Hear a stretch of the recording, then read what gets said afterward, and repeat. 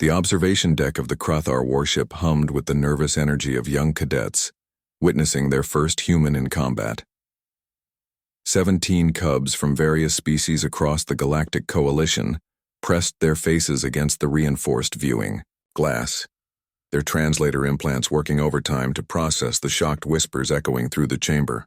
Below them, in the training arena that had been carved from the belly of the ship, Jessica moved like liquid death. Commander Velkar, a seasoned Thracian warrior, whose scales had dulled with age and battle, stood with his 4 arms crossed, watching the human female dismantle his best combat instructor with what appeared to be casual efficiency. The instructor, a Kronar champion who had won 17 death matches in the outer rings, lay groaning on the mat, 3 of his limbs bent at angles nature had never intended. Instructor Thex has fought warlords, one cub whispered, his feathered crest flattening in fear.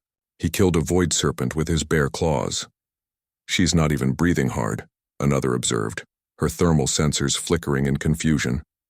Jessica rolled her shoulders, her human frame deceptively small compared to the massive alien combatants surrounding her.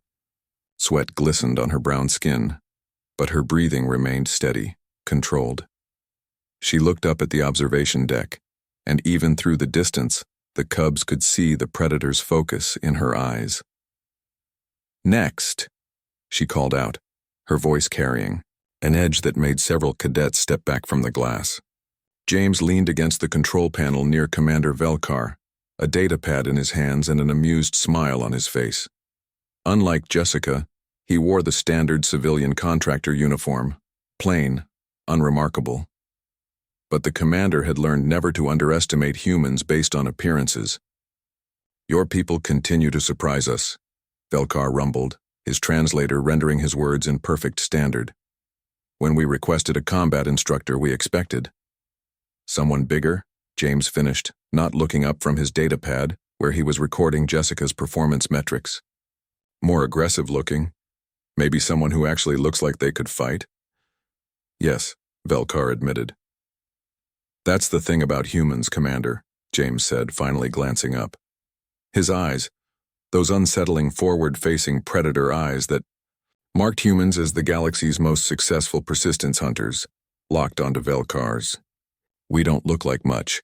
We're not the strongest, not the fastest, not the most armored, but we're persistent and we're creative, and we absolutely refuse to quit." In the arena below, another instructor stepped forward. This one was smarter, keeping distance, using his reach advantage. He jabbed with his crystalline blades, each strike capable of piercing battle armor. Jessica dodged, ducked, weaved. She didn't waste energy on unnecessary movements. Every shift of her weight had purpose. Every step placed her exactly where she needed to be. Then she struck. The movement was so fast that half the cubs missed it. One moment the instructor was pressing his advantage. The next, he was on the ground, his weapon skittering across the floor, and Jessica's foot was pressed against his throat. "Yield," she said simply. The instructor tapped the floor twice. Jessica immediately stepped back, offering her hand to help him up. The gesture, the respect shown after domination, confused the watching cubs. "She could have killed him," a young Zephyr cadet whispered. "Why does she help him rise?" Commander Velkar heard the question and decided to answer. "Because humans understand that training is not about destruction. It is about improvement, about making those around them stronger." "But she fights like an apex predator," another cub protested. "Our xenobiology instructor showed us the human skeleton. Forward-facing eyes for tracking prey, persistence hunting adaptations. They chased prey until it collapsed from exhaustion on their homeworld, their predators wearing a civilized face."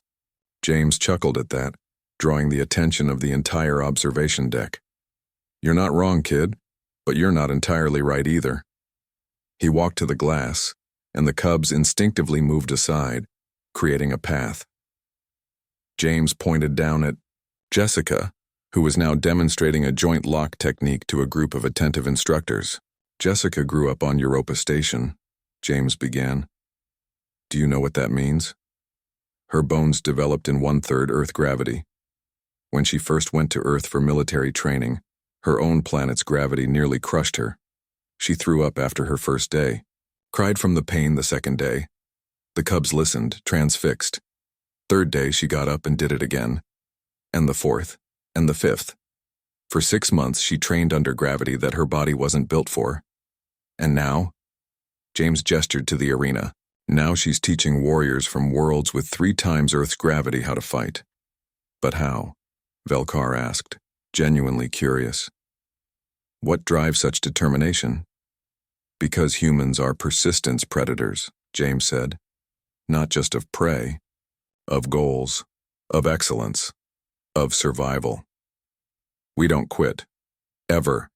It's not in our nature. When the universe says you can't, humans say, watch me.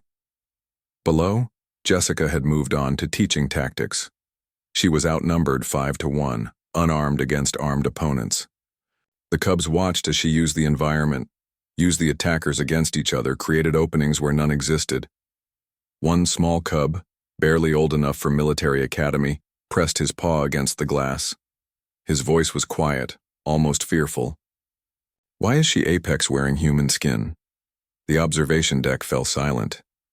James looked at the cub, then smiled, that human expression that showed teeth and paradoxically communicated friendship rather than threat. Because every human is apex wearing human skin, he said softly. We just usually have the courtesy not to remind everyone. In the arena, Jessica finished her demonstration. She looked up at the observation deck again, directly at the cubs, and nodded once, a gesture of acknowledgement, of respect, and every single cadet understood instinctively that they were looking at Earth's most dangerous export. Not weapons, not warships, but the indomitable human spirit wrapped in deceptively fragile flesh. Commander Velkar's scales rippled in what humans would call a shiver. I am grateful, he said quietly, that humans chose to be our allies. James nodded, returning his attention to his datapad. So are we, Commander. So are we.